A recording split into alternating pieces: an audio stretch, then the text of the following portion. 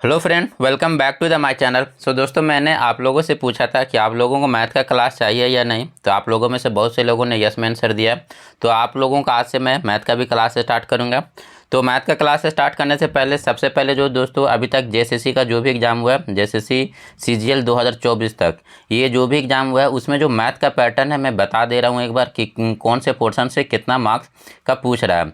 तो यहाँ तक जो अभी 2024 तक का जो एग्ज़ाम में देखा गया है दोस्तों कि जेएसएससी ने जो है एडवांस मैथमेटिक्स से जो है ज़्यादा क्वेश्चन पूछा हुआ है। ठीक है, एडवांस मैथमेटिक्स से ज़्यादा क्वेश्चन है। और जेएसएससी में जो अर्थमेटिक का टॉपिक है उससे जो है क्वेश्चन आप लोगों का बहुत कम बना हुआ है। अभी एडवांस टॉपिक में दोस्तों देखिए क्या क्या आता है। तो एडवांस में आप लोगों को, एडवांस मैथमेटिक्स में आप लोगों को क्या क्या पढ़ना रहता है। तो एडवांस मैथमेटिक्स में सबसे ज़्यादा जो क्वेश्चन पूछा गया है दोस्तों, ये आपका मेंसुरेशन से है ना। एडवांस में सबसे ज़्यादा आपका क्वेश्चन किससे है, मेंसुरेशन से। ये पहला टॉपिक हो गया। उसके बाद जो सबसे ज़्यादा क्वेश्चन देखने को मिला है दोस्तों, ये आपका ट्रिग्नोमेट्री से दूसरा सबसे ज़्यादा क्वेश्चन पूछा जा रहा है। उसके बाद जो अभी तक का पैटर्न में दोस्तों, ये ज्योमेट्री से भी आपको काफ़ी क्वेश्चन नज़र आ रहे हैं।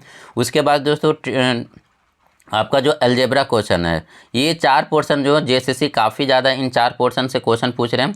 उसके बाद जो 5वां टॉपिक है दोस्तों आपका नंबर सिस्टम। ठीक है, नंबर सिस्टम में आपका जैसे सिंप्लीफिकेशन हो गया, सर्ट्स एंड पावर हो गए। ठीक है, तो ये सारा जो नंबर सिस्टम के अंतर्गत आ जाएगा। तो 5वां जो टॉपिक है आपका, ये नंबर सिस्टम के अंतर्गत आ जाएगा। तो ये 5 टॉपिक से लगभग जो जेएसएससी दोस्तों 14 से 15 क्वेश्चन इन 5 टॉपिक से आपको आराम से बन जाएगा। ठीक है, उसके बाद बहुत कम जो देखा गया दोस्तों अर्थमेटिक्स में, जो आपका है अर्थमेटिक्स में आपको CISI का क्वेश्चन मिल जाएगा। उसके बाद आपको प्रॉफिट एंड लॉस का कुछ क्वेश्चन देखने को मिल जाएगा। और इसमें फिर आपका जो आपका टाइम एंड डिस्टेंस का टॉपिक है, ये तीनों से कुछ कुछ एक का दो का क्वेश्चन कभी कभी पूछ रहा है। तो आपका ज़्यादातर जो पोर्शन है वो आपका एडवांस ही कंप्लीट कर रहा है। अभी जो 2024 का एग्ज़ाम हुआ था उसमें सारा क्वेश्चन दोस्तों आपका एडवांस का टॉपिक से ही आया था। और बाकी इसके बाद वाले भी क्वेश्चन में दोस्तों आप देखेंगे कि एडवांस का क्वेश्चन ज़्यादा है।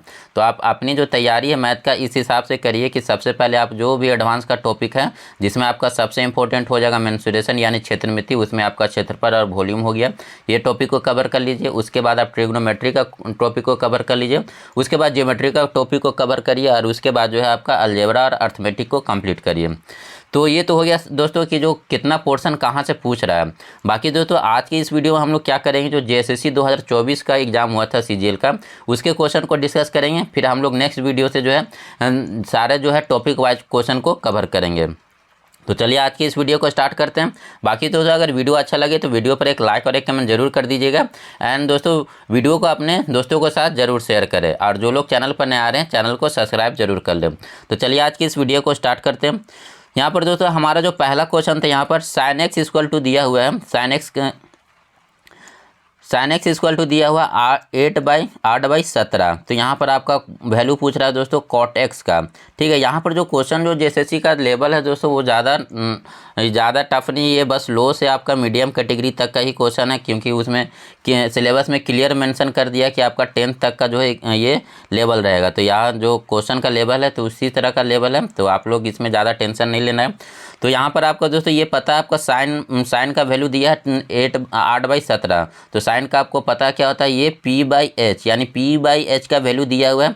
तो यहाँ से आप बस एक चीज़ याद करिए कि यहाँ पर इसका ट्रिपलेट याद करके आप याद रखिए। ठीक है, तो इसका जो ट्रिपलेट बनता है दोस्तों 8, 15 और 17। ठीक है, 8, 15 और 17। तो यहाँ पर हमको P का वैल्यू पता है कितना है, 8 है। H का वैल्यू 17 है। तो बेस का वैल्यू जो आपका निकल जाएगा 15। ठीक है, तो कॉट का वैल्यू क्या होता है, कॉट होता है P/B, यानी जो इसका आंसर हो जाएगा 15/8। ठीक है, लेकिन यहाँ पर दोस्तों पूछ रहा है ये जो कोऑर्डिनेट है, ये कोऑर्डिनेट जो है सेकेंड कोऑर्डिनेट का वैल्यू दिया हुआ है। तो ये जो आपका जब ये कोऑर्डिनेट बनता है तो इसमें सारा पॉजिटिव होता है, इसमें साइन पॉजिटिव होता है, इसमें 10 पॉजिटिव होता है, और आपका जो फोर्थ कोऑर्डिनेट में कॉस पॉजिटिव होता है। तो ये याद रखिए। तो ये जो वैल्यू दिया है 8/17, ये आपका किस कोऑर्डिनेट में है, तो सेकेंड कोऑर्डिनेट में। तो यहाँ पर जो कॉट का वैल्यू क्या होगा, माइनस में होगा। तो ये यहाँ पर जो हमारा करेक्ट आंसर होगा -15/8। ठीक है, तो यहाँ पर जो आपका करेक्ट आंसर क्या बन जाएगा, -15/8 यहाँ पर करेक्ट आंसर हो जाएगा। यानी ऑप्शन जो सी है हमारा करेक्ट आंसर हो जाएगा। ठीक है दोस्तों, आप लोगों को समझ में आ रहा है। चलिए नेक्स्ट क्वेश्चन देखते हैं हम लोग। क्वेश्चन ज़्यादा हार्ड नहीं है दोस्तों, आप लोग ज़्यादा टेंशन मत लीजिएगा। नेक्स्ट क्वेश्चन हमारा, डी रेखा खंड AB का मध्य बिंदु है। ये कोई आपका जो है कोई लाइन ए बी है, ठीक है, ये कोई लाइन ए बी है, इसका जो मध्य बिंदु दिया हुआ है डी दिया हुआ है, ठीक है, ये आपका कोऑर्डिनेट ज्योमेट्री से, ठीक है, तो ये एक क्वेश्चन आपका कोऑर्डिनेट ज्योमेट्री से भी है, बाकी आपका ज्योमेट्री से भी मिलेगा।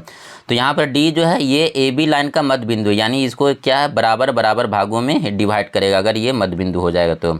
अब यहाँ पर ए और डी का जो है निर्देशांक दिया हुआ है, यानी जो इसका कोऑर्डिनेट दिया हुआ है, ए का कोऑर्डिनेट दिया हुआ 2 और 4 और डी का कोऑर्डिनेट जो दिया हो -1 और 3। तो हमको जो है बी का कोऑर्डिनेट निकालना, तो बी का कोऑर्डिनेट हम लोग मान लेते हैं x2 और y2, ठीक है, x2 और y2 का वैल्यू निकालना है।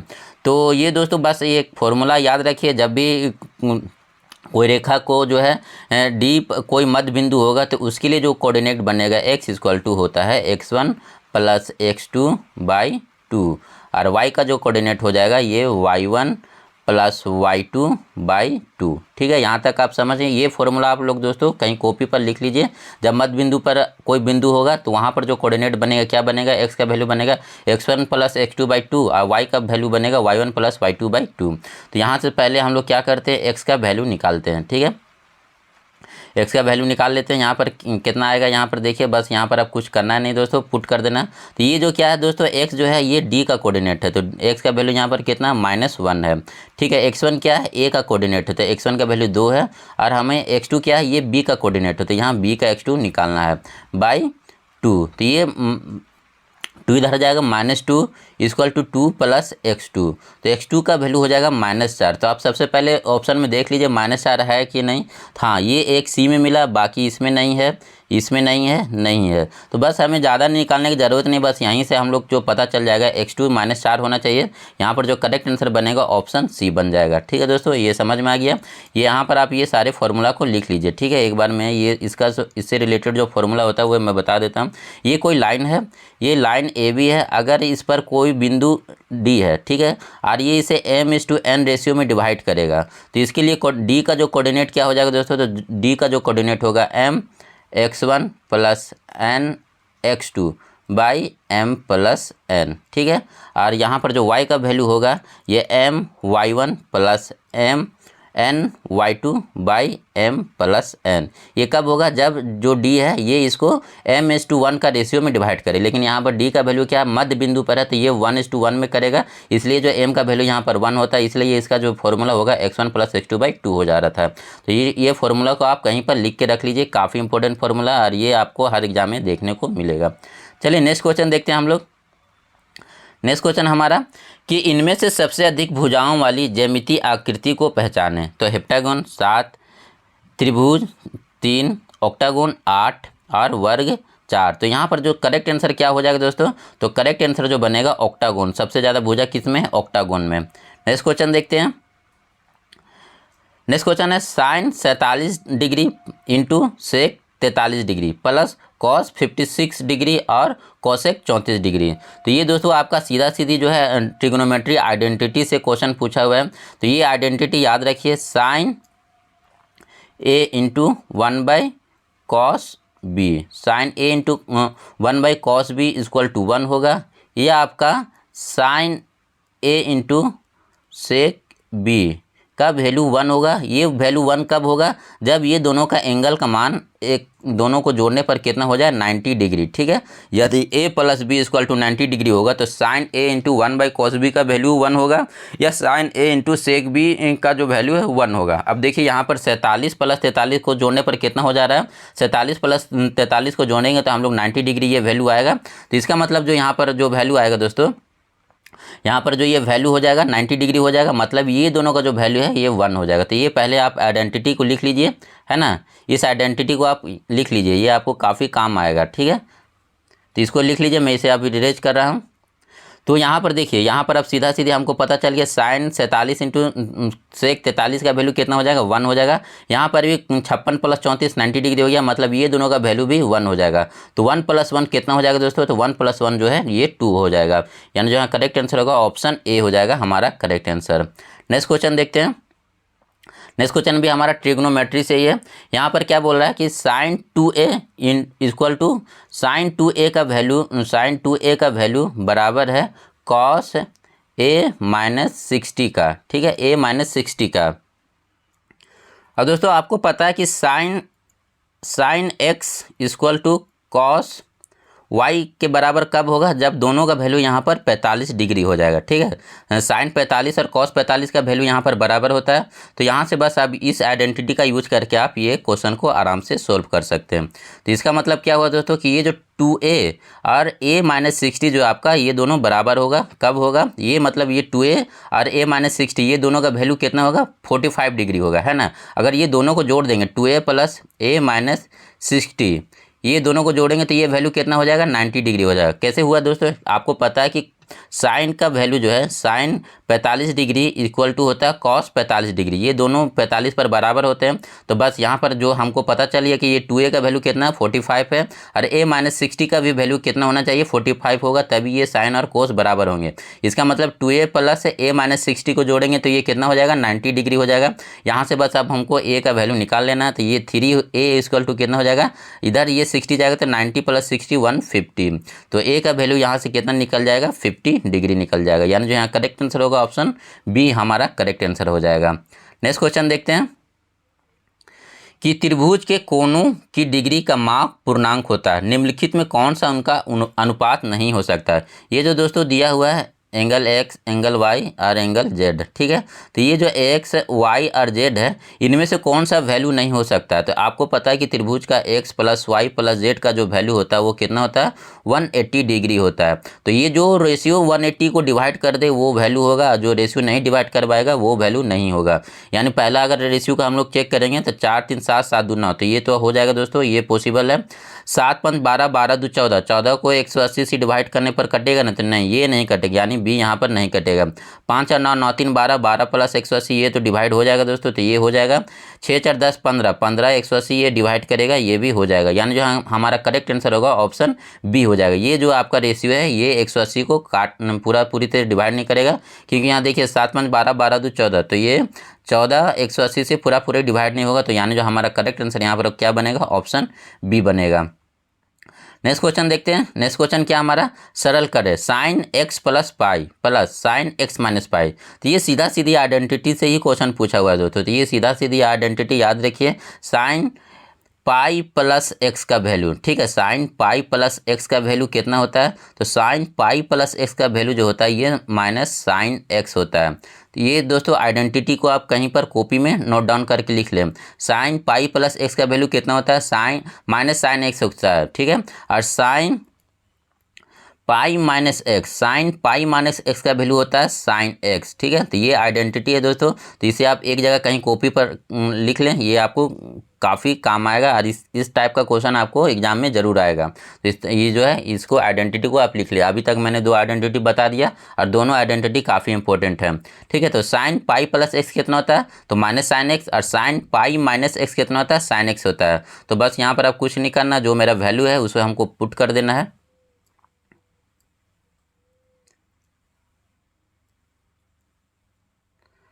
तो यहाँ पर क्या दिया हो दोस्तों, साइन पाई प्लस एक्स, तो साइन पाई प्लस एक्स का वैल्यू कितना हो गया, माइनस साइन एक्स हो गया, ठीक है।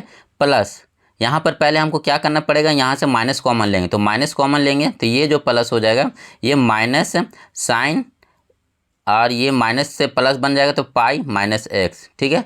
पाई माइनस एक्स, तो ये माइनस साइन एक्स, तो ये माइनस आ जाएगा, तो माइनस प्लस, और आपका जो साइन पाई माइनस एक्स कितना होता है, तो साइन एक्स होता है। तो ये माइनस साइन एक्स ये बाहर आ जाएगा, तो माइनस साइन एक्स, तो ये साइन एक्स कट जाएगा। तो इसका जो आंसर आ जाएगा दोस्तों ये कितना आ जाएगा, तो ये 2 नहीं, यहाँ पर minus sine x minus 2 sine x आ जाएगा यहाँ पर आंसर, है ना, माइनस 2 साइन एक्स। तो करेक्ट आंसर यहाँ पर क्या हो जाएगा, ऑप्शन ए हो जाएगा, ठीक है। तो ये आइडेंटिटी याद रखिए आप हमेशा कि ये जो साइन पाई प्लस एक्स का वैल्यू कितना होता है, माइनस साइन एक्स होता है, और sine pi minus x, sine pi minus x का वैल्यू कितना होता है, तो साइन एक्स होता है। चलिए नेक्स्ट क्वेश्चन देखते हैं। एक चतुर्भुज का क्षेत्रफल 420 वर्ग मीटर है, ठीक है। यदि एक विकर्ण पर उसके विपरीत शीर्षों से खींचे गए लंब 18 मीटर और 12 मीटर हो तो विकर्ण की लंबाई ज्ञात कीजिए। तो ये मेरा कोई चतुर्भुज दिया हुआ है, ठीक है, चतुर्भुज जिसका 4 भुजें हों, ठीक है। फिगर में थोड़ा अच्छा से बना दे रहा हूँ।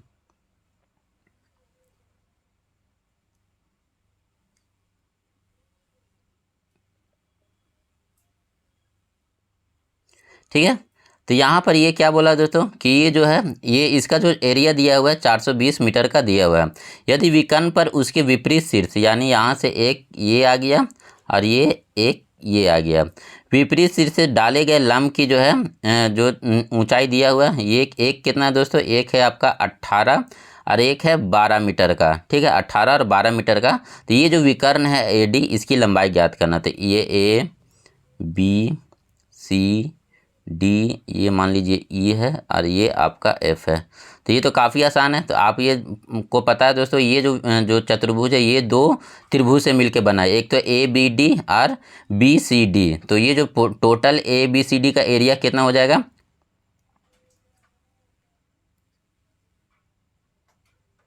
यहाँ पर जो ABCD का एरिया होगा विकर्ण जो आपका चतुर्भुज ABCD का एरिया होगा हाफ पहला त्रिभुज का एरिया प्लस दूसरे त्रिभुज का एरिया। ठीक है, दूसरे त्रिभुज का एरिया। तो ये पूरा ABCD का वैल्यू हमारा दिया हुआ कितना 420 दिया हुआ है।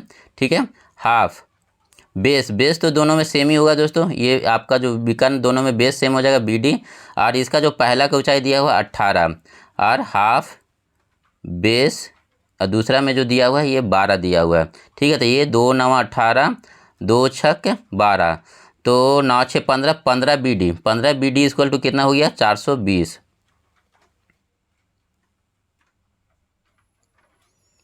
420 इक्वल टू 15 BD।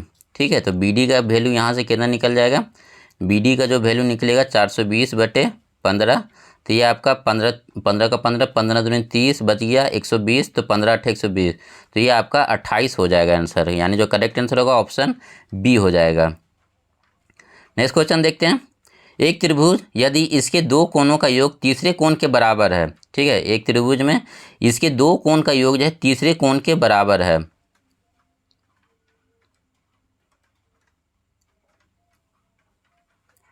ठीक है, तो x + y इक्वल टू दिया हुआ है आपका z। दोस्तों हमको पता है कि जो त्रिभुज में होता है x + y + z equal to कितना होता है 180 डिग्री। तो यहाँ पर x + y का वैल्यू कितना है z है, तो z + z equal to 180 degree. तो 2z z का वैल्यू यहाँ से कितना निकल गया, z का वैल्यू 90 डिग्री निकल गया। ठीक है, तो इसका मतलब ये जो कोण होगा दोस्तों ये जो त्रिभुज बनेगा समकोण त्रिभुज बनेगा। यहाँ से जो z होगा ये 90 डिग्री होगा, बाकी ये दोनों जो एंगल होगा 45 डिग्री का होगा। ठीक है, तभी ये पॉसिबल है, यानी जो यहाँ पर जो त्रिभुज कौन सा बनेगा समकोण त्रिभुज बनेगा, यानी जो करेक्ट आंसर होगा ऑप्शन D हो जाएगा। अगला क्वेश्चन देखते हैं। 10 सेंटीमीटर त्रिज्या वाले वृत्त में 12 सेंटीमीटर लंबी एक जीवा खींची गई है। ये आपका कोई वृत्त है। ठीक है, इसके अंदर एक 12 सेंटीमीटर का जीवा खींचा हुआ है और इसका जो त्रिज्या दिया हुआ है दोस्तों ये 10 सेंटीमीटर का दिया हुआ है। ठीक है, ये 10 सेंटीमीटर, ये आपका 12 सेंटीमीटर। तो केंद्र से जीवा की दूरी, तो ये हमको फाइंड आउट करना है। केंद्र से जीवा की दूरी कितना होगा ये फाइंड आउट करना है। ठीक है, ये आपका केंद्र O हो गया। तो ये तो काफ़ी आसान क्वेश्चन है दोस्तों, इसमें भी बस ये आपका जो है ये जो आपका आइडेंटिटी याद रखिए कि केंद्र से जीवा पर डाली गई दूरी जो है जीवा को दो बराबर भागों में डिवाइड करता है, यानी ये 6 होगा और ये भी 6 हो जाएगा। ठीक है, ये इसको बराबर भागों में डिवाइड करेगा। अब ये यहाँ से हमको इस ट्रायंगल में फाइंड आउट करना है, ये वैल्यू OB फाइंड करना है। ठीक है, तो ये तो काफ़ी आसान है। 10 6 इसका जो आप ट्रिपलेट याद रखिए 6 8 10। ठीक है, तो ये जो OB हो जाएगा ये 8 हो जाएगा, ट्रिपलेट आसानी से बन जाएगा। ठीक है, तो यहाँ पर जो करेक्ट आंसर होगा ऑप्शन B बन जाएगा। ठीक है, जो केंद्र से जीवा की दूरी कितनी हो जाएगी 8 हो जाएगी। अगला क्वेश्चन देखते हैं। यदि A + B इक्वल टू कितना दिया हुआ है 3 दिया हुआ है और AB का वैल्यू कितना है 1 है, AB का वैल्यू 1 है, तो AB का मान ज्ञात कीजिए। तो यहाँ पर AB का मान ज्ञात करना। दोस्तों यहाँ पर लग रहा है कुछ क्वेश्चन में गड़बड़ है, मैं एक बार फिर से देख रहा हूँ क्या है,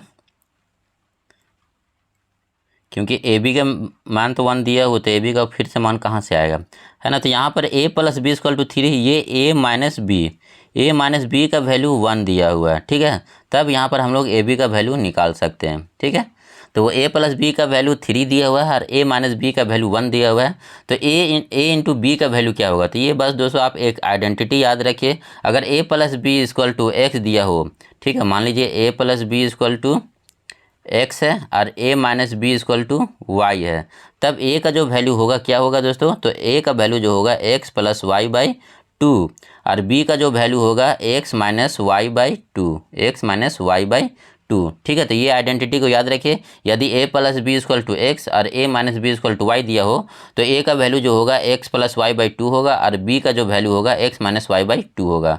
तो बस यहाँ से अब आसानी से बन जाएगा आप लोगों के लिए, यहाँ पर कोई दिक्कत नहीं, बस थोड़ा सा कैलकुलेशन करना है।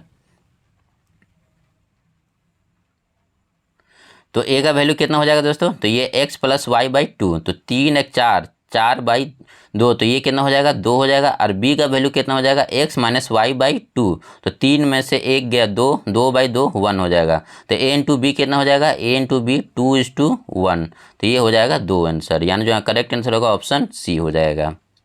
नेक्स्ट क्वेश्चन देखते हैं। दो बेलनों की त्रिज्याओं का अनुपात, ठीक है, दो बेलन जो है R1:R2 का जो है अनुपात दिया हुआ 2:3 और उसके हाइट का अनुपात H1:H2, H1:H2 का जो वैल्यू दिया वो 5:3 दिया हुआ है। तो उनके आयतन का अनुपात तो V1/V2 निकालना है। तो आप लोगों को पता है दोस्तों कि जो जब भी हम बेलन का आयतन निकालते हैं तो उसमें R का वैल्यू क्या होता है, स्क्वायर में होता है और हाइट का वैल्यू पावर 1 होता है। तो यहाँ पर बस कुछ नहीं करना, जो R का वैल्यू उसको स्क्वायर करिए तो ये हो जाएगा कितना, 2 का स्क्वायर 4 और 3 का स्क्वायर 9, ठीक है, और हाइट को वैसे ही रहने देना, तो ये 5/3, तो 5 के 20/27, तो 20/27 इसका जो आपका करेक्ट आंसर हो जाएगा, यानी जो करेक्ट आंसर ऑप्शन सी बन जाएगा। आप लोगों को बेलन का जो है ये वॉल्यूम याद रखिए, ये कितना होता है दोस्तों, πr²h, ठीक है, πr²h बाई πr²h का वैल्यू निकालना। तो बस हम यहाँ पर जो वैल्यू दिया उसको पुट कर दिए हैं। अगला क्वेश्चन देखना है, सरल करें कॉस स्क्वायर 90 माइनस थीटा। ये देखिए दोस्तों, ये जो है आपका cos square 90 minus theta minus 10 square theta. ये मैं क्वेश्चन फिर से लिख दे रहा हूँ, ये कॉसेक स्क्वायर 90 माइनस थीटा, उसके बाद माइनस ये दिया हुआ है 10 स्क्वायर थीटा प्लस फिर से ये कॉस स्क्वायर 90 माइनस थीटा और माइनस साइन स्क्वायर थीटा है। ठीक है, ये क्वेश्चन आप एक बार फिर से लिख लीजिए। क्या दिया हुआ है, cosec square 90 minus theta minus 10 square theta plus cosec square 90 minus theta minus sine square theta. ये वैल्यू का हमको सॉल्व करके लाना, कितना इसका वैल्यू आएगा। तो ये काफ़ी आसान क्वेश्चन है दोस्तों, बस छोटे छोटे आपको यहाँ पर आइडेंटिटी याद रखना है। तो सबसे पहले आपको ये पता होना चाहिए cosec square 90 minus theta, cosec square 90 minus theta कितना होता है दोस्तों, तो कॉसेक स्क्वायर 90, या फिर आप याद रखिए कॉसेक 90 माइनस थीटा, ठीक है, cosec 90 minus theta, cosec 90 minus theta कितना होता है दोस्तों, ये सेक थीटा होता है। ठीक है, ये आइडेंटिटी याद रखिए पहला। तो यहाँ पर दिया हो कॉसेक स्क्वायर 90 माइनस थीटा, तो इसको हम लोग कितना लिख सकते हैं, तो इसको हम लोग दोस्तों ये सेक स्क्वायर थीटा लिख सकते हैं, है ना, सेक स्क्वायर थीटा माइनस उसके बाद क्या हमारा 10 square theta, sec square 10 square theta, उसके बाद प्लस के बाद क्या कॉस स्क्वायर 90 माइनस थीटा। तो आपको याद रखिए कॉस 90 माइनस थीटा कितना होता है, तो कॉस 90 माइनस थीटा जो होता है ये साइन स्क्वायर थीटा होता है। कॉस 90 माइनस थीटा कितना होता है, तो साइन थीटा होता है। ठीक है, तो cos 90 minus theta sine theta. तो यहाँ पर क्या दिया हुआ है मेरा, तो यहाँ पर जो दिया हुआ है कॉसेक स्क्वायर 90 माइनस थीटा, तो कॉसेक स्क्वायर बनेगा तो यहाँ पर साइन स्क्वायर थीटा हो जाएगा। ठीक है, sine square theta minus sine square theta.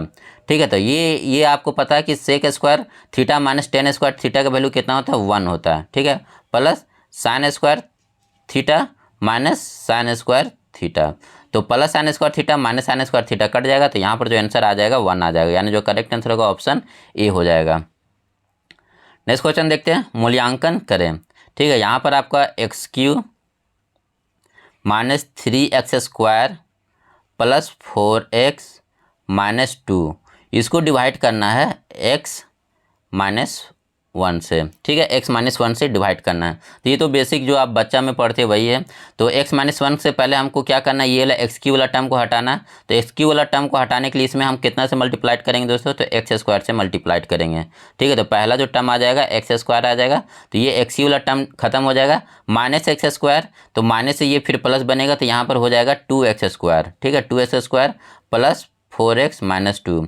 अब ये क्या करना है, 2x² वाला टर्म को हटाना है। तो 2x² वाले टर्म को हटाने के लिए यहाँ पर कितना से मल्टीप्लाइड करना होगा, तो 2x² वाले टर्म को हटाने के लिए हमको यहाँ से 2x से मल्टीप्लाइड करेंगे, ठीक है, प्लस 2x से मल्टीप्लाइड करेंगे। तो यहाँ पर x² प्लस 2x, ठीक है। तो यहाँ पर ये प्लस 2x ये खत्म हो जाएगा, फिर माइनस 2x, तो माइनस 2x ये फिर माइनस 2x हो जाएगा, तो ये माइनस 2x माइनस 2। अब ये माइनस 2x वाला से हटाना, तो इसको कितना से मल्टीप्लाइड करेंगे, तो माइनस 2 से करेंगे, ठीक है। माइनस 2 से यहाँ से अगर इसको मल्टीप्लाइड करेंगे, माइनस 2 से मल्टीप्लाइड करेंगे तो ये माइनस 2x और माइनस 2, तो माइनस 2x माइनस 2 ये इसको पूरा इक्वेशन को काट देगा। तो यहाँ पर ये माइनस 2 हो जाएगा, यानी जो इसका जो आंसर निकल के आएगा x² प्लस 2x माइनस 2, यानी जो करेक्ट आंसर होगा ऑप्शन ए हो जाएगा, ठीक है। ये आप काफ़ी बच्चा वाला क्वेश्चन है, तो ये आप लोग अपने से भी कर सकते हैं, ज़्यादा कोई ये हार्ड क्वेश्चन है नहीं। इसे आप ट्रेडिशनल मेथड से भी बना सकते हैं। जैसे इसको बनाने के लिए आप क्या करते हैं, तो ये डायरेक्ट जो आप जो डिवाइड वाला मेथड है उसको लगाइए, x³ 3x² plus 4x minus 2, ठीक है। तो यहाँ से ये पहले ये x³ को हटाना, तो यहाँ से हम x² से ये मल्टीप्लाइड किए, तो ये हो गया आपका x³ माइनस x², ठीक है। अब इसको हटाने के लिए ये माइनस कर दी, ये प्लस हो गया, तो ये खत्म हो गया, माइनस प्लस माइनस 2x²। तो इस तरह से आप बना लीजिए, आराम से बन जाएगा, कोई लोड नहीं है। नेक्स्ट क्वेश्चन देखते हैं। बहुपद 2x² 7x माइनस 4 का शून्यांक, ये आपका 9th क्लास का क्वेश्चन है पोलिनोमियल का।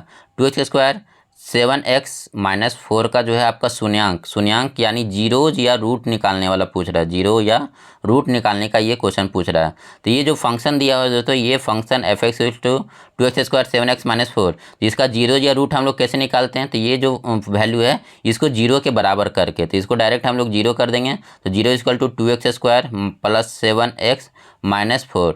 तो अब x का कौन से वैल्यू पर ये जो है जीरो हो जाएगा, तो पहले हम लोग पुट करके देखेंगे। -1/2 पुट किए, -1/2, तो ये प्लस 1/4, 2 इंटू 1/4, तो ये 2 हो जाएगा। ये माइनस इससे तो नहीं आ रहा है दोस्तों, 2 2 दूनी 2 का स्क्वायर 4, 4 दूनी 8, ये भी नहीं आएगा। 1/2 से अगर करेंगे तो शायद इससे आ जाना चाहिए 1/2 से। तो 1/2 अगर पुट करेंगे तो ये 2 1/4, तो ये 1/2 हो जाएगा, प्लस ये 7/2 हो जाएगा माइनस 4। तो ये आपका 2 यहाँ एलसीएम हो जाएगा, तो 2 1 प्लस 7 माइनस 8, तो 7 1 8, ये 0 हो गया। मतलब यहाँ पर जो करेक्ट आंसर होगा ऑप्शन बी हो जाएगा। ये सब काफ़ी आसान क्वेश्चन है दोस्तों, ये आपका क्लास 9 में पोलिनोमियल का जो चैप्टर है उसमें पढ़ना है। नेक्स्ट क्वेश्चन देखते हैं। एक वृत्त की परिधि और व्यास का अंतर जो है 105 सेंटीमीटर है, तो इसका व्यास ज्ञात कीजिए। तो वृत्त का परिधि का फॉर्मूला आपको पता है 2πr, और जो इसका व्यास दोस्तों 2r होता है। ये दोनों का अंतर कितना दिया, 105 दिया हुआ है। तो यहाँ से हम लोग 2r कॉमन ले लेंगे, तो पाई माइनस 1 का वैल्यू कितना हो गया, 105।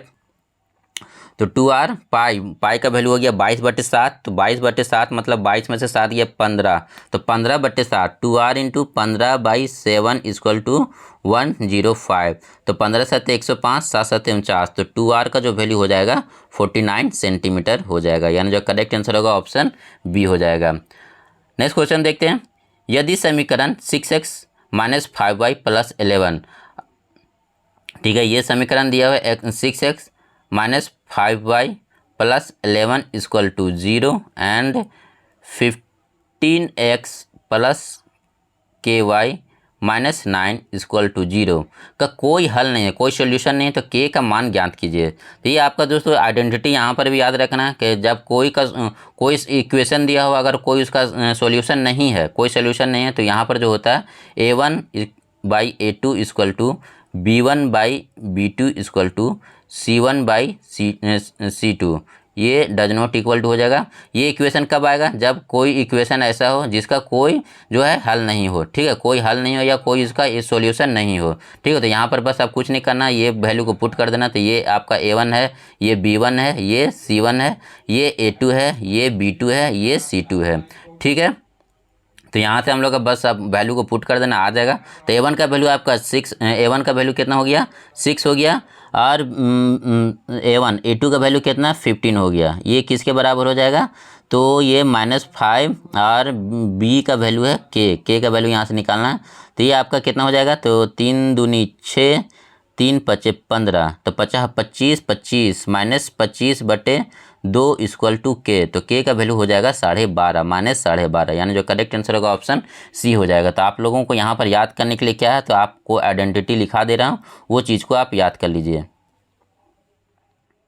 ठीक है, तो यहाँ पर आप 3 आइडेंटिटी को लिखिए दोस्तों। सबसे पहला आइडेंटिटी कि जब कोई इक्वेशन दिया हो और उसका केवल एक सॉल्यूशन हो। ठीक है, केवल एक सॉल्यूशन हो, केवल एक सॉल्यूशन के लिए क्या होता है आइडेंटिटी, तो ये a1/a2 does not equal to b1/b2 does not equal to c1/c2। केवल एक आपका जब सॉल्यूशन हो, केवल एक सॉल्यूशन हो, तो इस इक्वेशन में जो है इसका जो इक्वेशन का सॉल्यूशन का जो है इस तरह से बनेगा। ठीक है, उसके बाद जब कोई सॉल्यूशन हो, वो तो बता दिया मैंने, जब कोई सॉल्यूशन नहीं होगा तो a1/a2 equal to b1/b2 equal to b1/b2 does not equal to c1/c2। ये कब होगा, जब कोई सॉल्यूशन नहीं होगा। और एक तीसरा कंडीशन होता है दोस्तों, उसे भी आप लिख लीजिए। तीसरा जो कंडीशन होगा, जब इन्फिनाइट सॉल्यूशन हो, तो इन्फिनाइट सॉल्यूशन के केस में क्या होता है, a1/a2 equal to b1/b2 equal to c1/c2। ये कब होगा, जब इन्फिनाइट सॉल्यूशन होगा। तो ये आइडेंटिटी है ज्योमेट्री का, आप इसे याद रखें। चलिए नेक्स्ट क्वेश्चन देखते हैं हम लोग। नेक्स्ट क्वेश्चन हमारा, एक समद्विबाहु समकोण त्रिभुज का क्षेत्रफल ज्ञात कीजिए जिसका कर्ण जो है 8 सेंटीमीटर है। ये आपका क्या दिया हुआ है, एक समद्विबाहु। समद्विबाहु मतलब दो भुजा बराबर होना चाहिए। तो इसका यहाँ पर हमको कर्ण पता है 8 है, और ये समद्विबाहु त्रिभुज है, तो ये 1 और 1 मान लेते हैं। और ये कैसा त्रिभुज है, समकोण त्रिभुज है। अगर ये दोनों 1 1 है तो इसका जो कर्ण कितना हो जाएगा दोस्तों, ये √2 हो जाएगा। ठीक है, आप ये जो पाइथागोरस थ्योरम से निकाल लीजिएगा √2। अब यहाँ पर जो हमको पता है √2 का वैल्यू कितना दिया हुआ है, √2 का वैल्यू 8 दिया हुआ है, तो 1 का वैल्यू कितना आ जाएगा, तो 1 का जो वैल्यू आएगा 8/√2 आ जाएगा। ठीक है, 8/√2 इसे सोल्व करेंगे तो ये एक √2 ऊपर जाएगा, तो ये हो जाएगा आपका 4√2। ठीक है, इतना तक आप समझ गए। तो यहाँ पर जो 1 का वैल्यू कितना निकल कर आ गया, तो 4√2 आ गया। तो बस हमें अब क्षेत्रफल का वैल्यू लगा देना है। तो यहाँ से हम लोग क्या करेंगे, यहाँ पर जो ये वैल्यू आ जाएगा ये 4√2 आ जाएगा, और ये भी जो वैल्यू है ये 4√2 आ जाएगा। अब जो त्रिभुज का एरिया क्या होता है, हाफ बेस कितना 4√2 का है, और इंटू हाइट ये कितना, ये भी 4√2 का है। ठीक है, तो यहाँ से ये 2 दूनी 4, तो 4 दूनी 8, और ये 2 8 दूनी 16, यानी जो करेक्ट आंसर होगा ऑप्शन बी हो जाएगा। नेक्स्ट क्वेश्चन देखते हैं। त्रिज्या r वाले एक परिधि भुजा x वाले एक वर्ग के परिमाप के बराबर है। ठीक है, त्रिज्या r वाला परिधि तो एक वृत्त है। ठीक है, तो ये इसका जो परिधि होता है ये 2πr जो है इसका परिधि, ये किसके बराबर है दोस्तों, भुजा x वाला एक वर्ग के बराबर। तो इसका जो है परिमाप के बराबर है, तो इसका जो वर्ग का परिमाप कितना होता है 4x होता है। तो हमें क्या पूछ रहा है, r/x का वैल्यू पूछ रहा है, r/x का वैल्यू पूछ रहा है। तो ये 2 दूनी 4 यहाँ से ख़त्म हो जाएगा। ठीक है, तो यहाँ से r/x का वैल्यू कितना हो जाएगा 2/π। 2/π को सोल्व करेंगे तो 22/7, 7 ऊपर चल जाएगा, तो ये 14/22। 14/22 का हम लोग कितना लिख सकते हैं, 7/11 लिख सकते हैं, यानी जो यहाँ करेक्ट आंसर होगा ऑप्शन ए हो जाएगा। नेक्स्ट क्वेश्चन देखते हैं। ये तो आपको गुणनखंड करना, फैक्टर करना, 4x² प्लस 8x प्लस 3। ठीक है, तो ये तो काफ़ी आसान है। 4 तिया 12, 12 6 8, तो ये 6 और 2 में यहाँ 4 हो गया, यहाँ 4 हो गया, तो दो तिया 6, 2 दूनी 4, 2 दूनी 4, तो ये 3/2 और 1/2, तो ये आ जाएगा दोस्तों 2x प्लस 3, 2x प्लस 3 और 2x प्लस 1।